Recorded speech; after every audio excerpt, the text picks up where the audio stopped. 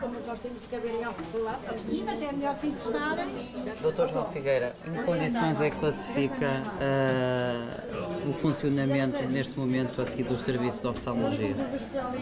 Ora, as minhas palavras são que as dificuldades são imensas, quer para o pessoal que aqui vem e principalmente para os doentes. As condições começam a ser sobre-humanas porque as condições físicas de espaço são difíceis. O internamento atualmente está misturado com consultas, nós precisamos de alterar o internamento clássico que nós tínhamos e, por outro lado, garantir uma proximidade física que não passe, portanto, as macas, os doentes que vão ser operados para esta multidão de gente. Há riscos até de saúde pública, não é? Temos que admitir que isto não é normal. Doentes internados a caminho de cirurgias cruzam-se com os que aguardam por consultas. É o único centro de referência em Portugal de onco-oftalmologia, mas a excelência de cuidados prestados está em risco. Em média, surgem por ano 55 casos de tumores malignos da visão, mas em 2018 o Serviço de Oftalmologia do Centro Hospitalar de Coimbra respondeu a 80 mil consultas e realizou 10 mil cirurgias. Há muito que estão prometidas obras para romper com este caos. Porque se eventualmente não forem realizadas, o centro de referência cai. Ou melhor, cai a acreditação, o centro de referência tem de ser acreditado, cai o centro de referência. E, portanto, acho que e se vir bem quando entrou aqui no serviço, efetivamente, do ponto de vista de condições de trabalho, quer para os doentes, quer para os profissionais de saúde, médicos, enfermeiros, técnicos, secretariado, não é minimamente razoável que se continue nesta situação. A Matilde tinha 3 meses quando o olho de aspecto vidrado levantou suspeitas. O pediatra desvalorizou, mas os pais procuraram um oftalmologista. Ela viu a Matilde no colo da Ana e disse logo: pá, esta menina não está bem. A preocupação da oftalmologista foi porque ela percebeu que ela tinha uma retina totalmente descolada. E no olho esquerdo e no olho direito tinha já um descolamento parcial. E isso levou-a a concluir naquele momento que ela não via de nenhum dos olhos. Portanto, naquele dia nós saímos de lá com a informação de que ela era cega dos 2 olhos. A transferência imediata para o Centro de Referência de Onco-Oftalmologia de Coimbra negou o pior cenário e a Matilde recupera de um retinoblastoma bilateral sem sequelas de visão. A detecção precoce foi fundamental. Normalmente o que veríamos era um flexo vermelho, que seria o normal. Neste caso temos um reflexo esbranquiçado e é isso que nós no fundo queremos alertar. Matilde! Olha tudo. Isso, olha para a minha luz. Até outubro de 2015, o Estado português enviava os doentes, crianças e adultos com tumores da visão para a Suíça. A partir dessa data, passaram a receber os mesmos tratamentos em Portugal, só em Coimbra. É uma patologia que não é muito frequente. É frequente, muito mais um melanoma do que, por exemplo, o retinoblastoma. E, portanto, não há justificação dos doentes irem para fora, para o estrangeiro, fazer o tratamento. Portanto, temos técnicos, temos equipamento, temos um know-how para fazer dentro do país. Os centros de referência foram uma resposta à Diretiva Comunitária de Cuidados Transfronteiriços. O Ministério da Saúde criou uma comissão que definiu os critérios e reconheceu unidades de saúde consideradas de topo. Foram definidas 23 doenças raras ou que exigem conhecimentos diferenciados. 7 são para o tratamento de cancros. Dos 112 centros de referência, no qual se incluem hospitais públicos e 2 grupos privados, 50 dedicam-se à área oncológica. António Ferreira, presidente da Comissão Nacional para os Centros de Referência, reconhece que não estão adaptados à realidade do país. Primeiro, porque só estão abrangidas algumas áreas. E segundo, porque me parece claramente que há excesso de centros de referência em relação às necessidades de resposta. Finalmente, há 2 tipos de centros de referência. Uns que têm a ver com as doenças raras, e esses são os que entram na rede europeia de referência, e outros que têm a ver com o facto de se ter aproveitado essa oportunidade para doenças não raras, mas que exigem volume, experiência adquirida, passarem a responder às necessidades da população com, espera-se, maior qualidade. Entre o número a pecar por excesso estão os 21 centros para tratar o cancro do reto e as 4 unidades de referência para transplantes do coração. Se compararmos, por exemplo, o número de transplantes cardíacos que fazemos anualmente em Portugal e que nos últimos 5 anos variou entre 40 e 50 e foi sempre abaixo de 60. e o número de centros de referência que temos para a transplantação cardíaca e virmos que o primeiro critério para ser centro de referência é ter 20 transplantes por ano, no mínimo, nós chegamos à conclusão que um ou mais, ou todos, os centros de referência não cumprem esse critério. Dado o grande peso das doenças oncológicas, fomos para o terreno tentar perceber alguns casos. Em Santarém funciona um dos 21 centros de referência para o cancro do reto. As modernas técnicas de cirurgia, com apoio de imagens 3D, não escondem as dificuldades levantadas por 5 anos de obras no bloco operatório do Hospital Distrital de Santarém, que garante nunca ter sido colocada em causa a assistência aos doentes com cancro do reto. As alternativas são o que viram, é um bloco que, tendo as condições todas de segurança para o doente, não é o ideal como este onde nós estamos, que irá reabrir dentro de pouco tempo, e depois porque nós fazemos alguns milagres. E os milagres é conseguimos tratar os doentes em tempo útil. Às vezes há outras patologias, obviamente, que ficam com um pouco mais de tempo em espera, mas não é o caso da oncologia. Um centro de referência do cancro do reto tende a operar no mínimo 20 novos casos por ano. O Hospital de Santarém garante que cumpre esse número e sublinha a importância desta unidade para a região, ainda mais agora que o novo bloco está quase pronto. Este ano já operámos 22 doentes operámos, não quer dizer que não tenham sido outros tratados. Penso que trabalhamos com alguma qualidade, ou com bastante qualidade, e a prova disso são os nossos números, como prestamos um serviço a uma população que habitualmente recorre a esta instituição. É uma população rural, com familiares, com as suas dificuldades económicas também. Faz todo o sentido a existência de um centro aqui. Se olharmos para os números da incidência e da mortalidade do cancro do reto, as regiões do Alentejo e Trás-os-Montes estão entre as que têm mais casos. No entanto, os 21 centros de referência estão concentrados, sobretudo no litoral. Sobre isto fomos ouvir a opinião de uma associação de doentes e de Luís Costa, membro da Comissão Nacional para os Centros de Referência, mas aqui na qualidade de presidente do Colégio de Oncologia Médica da Ordem.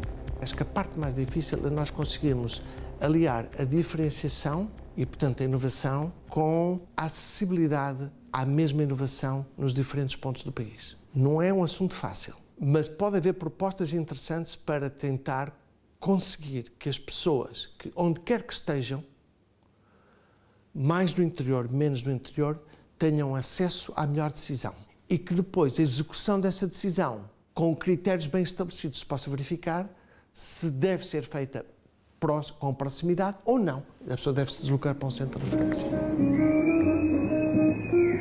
Para o número de doentes que aparecem durante o ano, era bem melhor que houvesse uma equidade de acesso, porque se for ver, a nomeação dos centros normalmente está na faixa litoral e continuamos com o mesmo problema, que é as zonas do interior, do sul, do Alentejo e de Trás-os-Montes, não há igualdade nem equidade de tratamento para as mesmas doenças e, portanto, não interessa o número, interessa sobretudo o tipo de qualidade e de desempenho e de eficácia que se conseguem no acesso dos doentes a esses centros. Mas o que sabemos sobre a passagem dos doentes pelos centros de referência? A aguardar as novidades que serão reveladas pelo Registro Oncológico Nacional, José Diniz, coordenador para as doenças oncológicas, avança à SIC os primeiros números. Foram feitas mais de 40 mil cirurgias oncológicas em Portugal nos primeiros 6 meses de 2019 e o que para já conseguimos ver é que mais de 50%, e em algumas mais de 75% das cirurgias foram feitas nos centros de referência. Perguntar-me agora. Então, e os outros 50%, isso teve algum impacto entre quem foi operado num centro de referência e depois tratado e quem não foi? Isso teve algum impacto na sobrevivência? Isso é o que eu quero saber.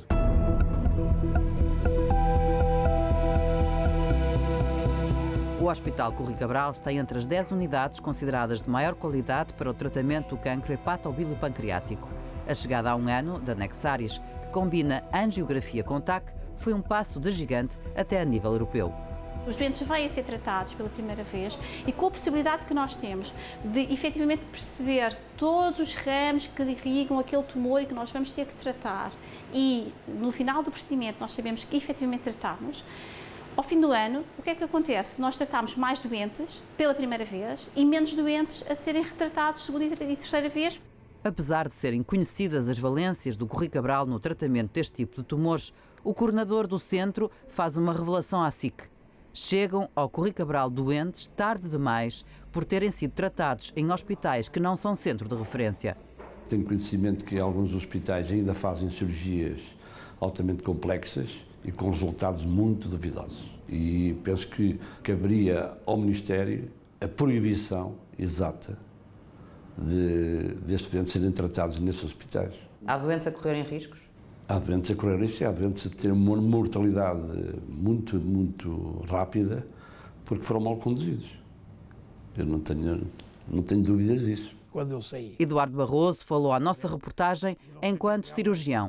Integra a Comissão Nacional para os Centros de Referência. É uma vergonha ter que dizer que, enquanto estive no Corri Cabral, não é?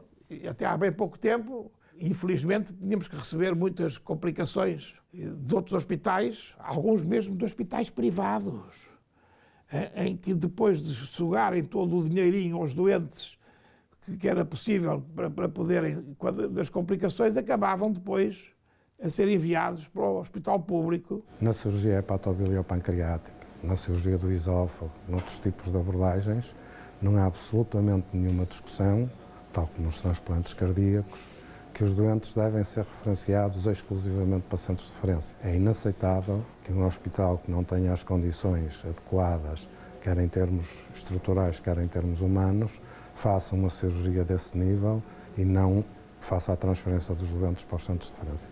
E quando isso não acontece, qual é a penalização? Neste momento não há mecanismo. Mas não deveria haver? Deve haver, e por isso é que eu estou a dizer que se está a estudar mecanismos, nomeadamente o não financiamento, a obrigatoriedade, etc. Apesar do pedido da SIC, a Direção-Geral de Saúde remeteu todos os esclarecimentos para António Ferreira. O atual presidente da Comissão Nacional para os Centros de Referência assume o falhanço de nunca terem ido para o terreno. Em 4 anos, nunca foram feitas as auditorias de verificação dos critérios gerais e específicos. O compromisso é agora assumido perante as câmaras da SIC.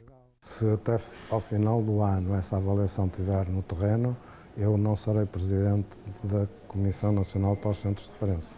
E queremos iniciar, seguramente no primeiro trimestre e desejavelmente durante o mês de fevereiro, as visitas presidenciais com estas equipas. Uma reforma, quanto a mim, podia ser a reforma mais importante da vida hospitalar, no campo da cirurgia, que foi a criação dos centros de referência, não está a ter na prática a repercussão. Eu diria mais, está a ser até a haver uma chacota, porque aqueles que concorreram não foram auditados, quem não foi auditado, quem não concorreu, e hospitais que nem sequer concorreram continuam a fazer o que bem quer e apetece, não é?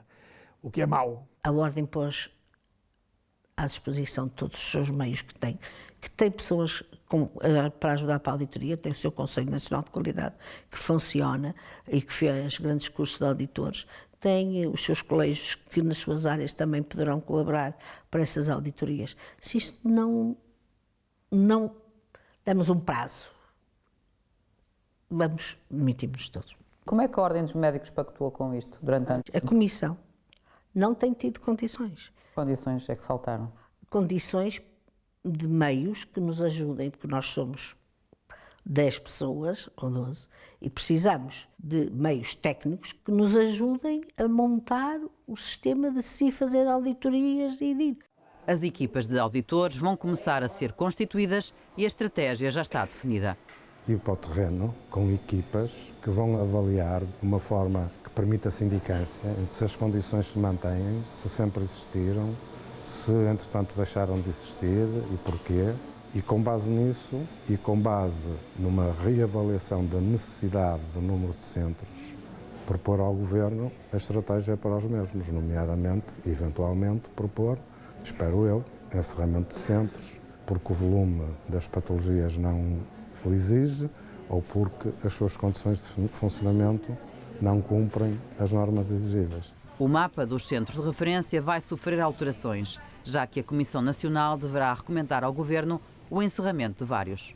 Admito que vai acontecer que a Comissão Nacional emita pareceres conducentes a propostas de encerramento de centros de referência que atualmente existem. Não sei se isso vai acontecer, mas espero que venha a acontecer. Repito, dizer espero não é dizer desejo. Acontecendo isso, a Comissão recomendará o seu encerramento. Repito, se não for assim, não estou a fazer nada na Comissão e os meus colegas também não estão a fazer nada. Já estão identificados os primeiros centros a serem auditados: hepatobílio pancreático, testículo, reto, hipertensão pulmonar, coagulopatias congénitas e ECMO. A avaliação também poderá mexer em alguns dos critérios exigidos a estas unidades, algo que vai de encontro ao que é reclamado desde a sua criação. Eu sei que há centros ditos de referência em determinadas áreas que não cumprem neste momento requisitos específicos fundamentais. Que não têm aquilo que disseram que tinham. Não sei se tinham na altura e deixaram de ter. Mas os doentes estão a ser prejudicados por causa disso? Claro, mas então as pessoas que estão a fazer ecografias do fígado para operar ao fígado estão credenciadas para o fazer? Onde é que aprenderam? Quantas é que fizeram? Quem é que julga se sabem fazer essa? Então para a cirurgia do fígado e do pâncreas e do reto e do esófago também não é preciso ter a garantia de que as pessoas têm esse volume de doentes para poder tratar, para poder manter a competência. Está padronizado? Isso não está previsto? Não está legislado? Não, isso está legislado em relação àqueles que já existem. Está legislado, mas alguém confirmou. Estranhamente, por exemplo, no cancro do esófago, uma das patologias-alvo de centro de referência, não é necessário, por exemplo, um oncologista na parte da equipa multidisciplinar, o que no mínimo é bizarro, pensando que isto é um contínuo. Qualquer serviço de cirurgia que não faça 20 cirurgias de reseção do pâncreas por ano, 20, estou a falar em 20, o número está muito baixo, mas a maior parte dos hospitais não fazem 20. A maior parte do serviço de cirurgia não fazem 20, fazem 5, 6, 7. Eu acho que só havia de haver 3 centros em Portugal. Um no norte, no centro e outro no sul. Mas nós temos 10. Pois, por isso é que esta aprovação, para mim, na minha ótica, e digo-lhe com toda a minha convicção, isto foi um desastre total.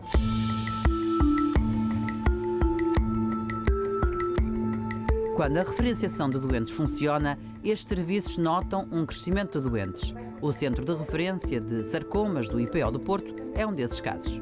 Têm vindo a aumentar, eu penso que por diversos motivos. Quer pelo facto de sermos centro de referência, quer pelo facto de muitos destes tumores aparecem tarde na vida e o facto de a longevidade das populações estar a aumentar também faz com que haja mais. No entanto, à semelhança de outras unidades, este centro de referência batalha para manter a fasquia elevada.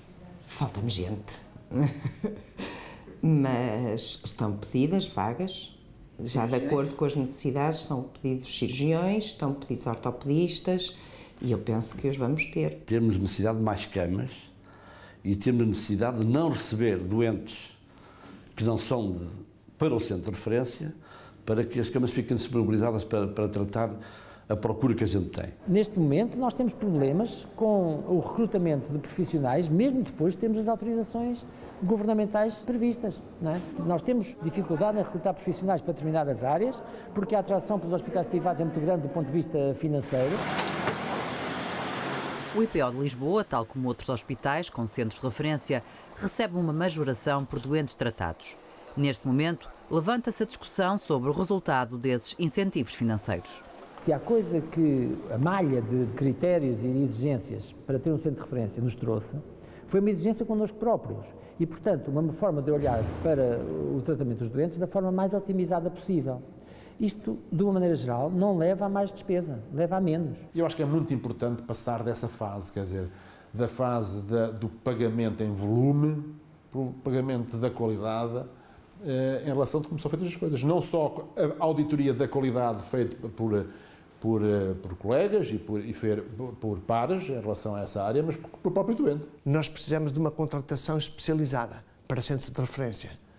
E temos que haver também compromisso,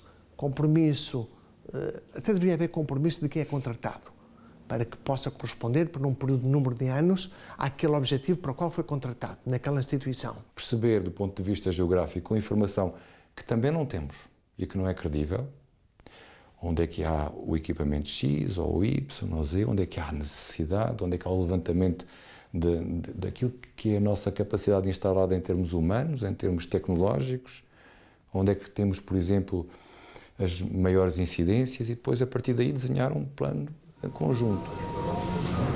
Os alertas correm desde a Sociedade Portuguesa de Oncologia até outros atores. Mãos mais treinadas devem receber as doenças raras e complexas. Um dado é certo, não vão abrir mais centros de referência até estarem concluídas as auditorias. A sua missão ainda vai ser afinada. Se não dermos credibilidade aos centros de referência através de um processo de avaliação, eu repito, sério, transparente, sem isso, os centros de referência vão perder cada vez mais credibilidade. E não me parece que seja grave dizer que, quando passo pelos vários hospitais, sinto que há uma desconfiança entre profissionais de saúde em relação aos centros de referência. O RON, o Registro Oncológico Nacional, tem que ser o instrumento básico de planeamento da saúde em oncologia em Portugal. Nós temos que saber onde é que estão os doentes, quem são os doentes, de que patologias padecem e onde podem ser tratados. E mais, e os resultados que as instituições que os tratam, sejam privadas ou do Sistema Nacional de Saúde, que resultados produzem. É um direito que os portugueses têm, é saber a qualidade dos tratamentos que lhes são oferecidos.